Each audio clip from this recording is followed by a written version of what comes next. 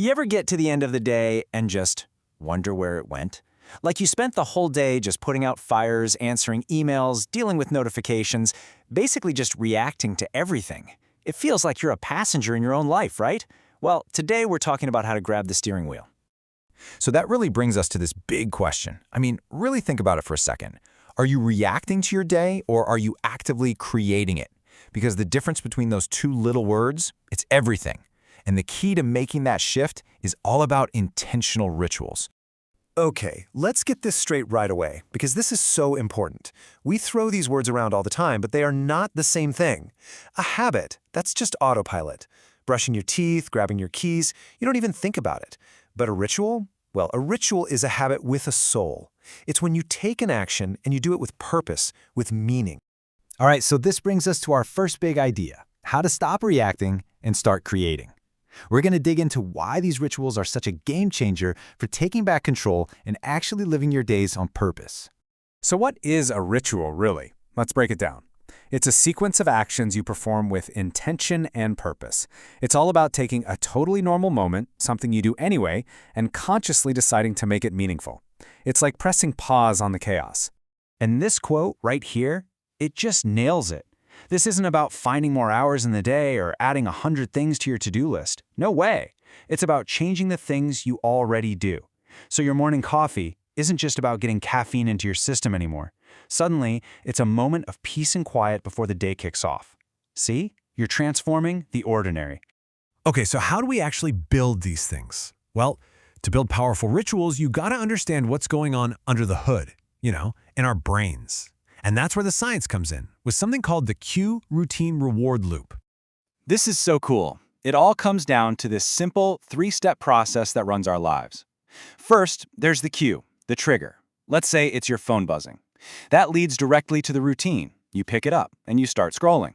And finally, you get the reward, that little hit of distraction, that little bit of dopamine that tells your brain, hey, that was good, let's do it again. Cue, routine, reward. That loop is why your habits are so automatic. So here's the secret sauce. This is the big takeaway. If you want to change a habit, you don't fight the cue and you don't ignore the reward. You have to consciously swap out the routine. So the cue is stress. The old routine is mindless snacking. The new routine could be taking 5 deep breaths. It gives you a similar reward, a feeling of calm, but it's a whole new, better habit. All right, enough theory. Let's get practical. Let's actually build something. Starting with the most important ritual of them all, your morning anchor. Seriously, the first few moments of your day can set the tone for everything that follows. Now, look at this. This isn't a strict set of rules you have to follow. Think of it more like a buffet. You get to choose what works for you. Maybe it's a little bit of stillness. Maybe it's actually paying attention while you drink your water. Maybe it's reading just one page from a good book. But there is one golden rule, the one non-negotiable.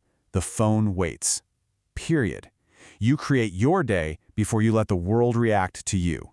And if you're already thinking, I don't have time for this, look at this number, 15. That's it. We are not talking about some crazy 2-hour super intense routine. We're talking about 15 intentional minutes to get yourself centered before the world comes rushing in. You can find 15 minutes. We all can. And here's a super simple way to get started. I mean, you could literally pause right now and just fill this in for yourself. What's one tiny thing you could do? How about 2? Writing it down makes it real. It makes it a plan. Okay, so we've anchored our morning, but how you end the day is just as important as how you start it. So let's talk about designing an evening wind down. This is all about creating a hard stop between your busy day and a night of real restorative rest. And again, it's a checklist, not a mandate. Pick what feels good. But that first one, the digital detox, that is a game changer. Putting your phone away, like really away, an hour before you want to be asleep tells your brain, okay, we're done for the day. Pair that with something relaxing, like reading an actual book, and you're setting yourself up for incredible sleep. And here's another template for you. What I want you to notice here is how specific it is. It doesn't just say turn phone off. It says phone on silent, out of the bedroom at 9 p.m. sharp.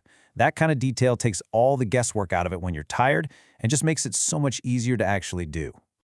So, you've got your plan, but how do you actually make this stuff stick? Because let's be real, life happens. The key here is to be kind to yourself. You're going to miss a day, it's okay. The goal isn't being perfect, it's just being consistent over the long run. A 5-minute ritual is 1,000,000 times better than no ritual at all. And always, always come back to why you're doing this in the first place. That's what will keep you going. And that's really what this is all about. We've talked about the why and the how, but it all comes down to actually doing it. So I'm going to leave you with this one question.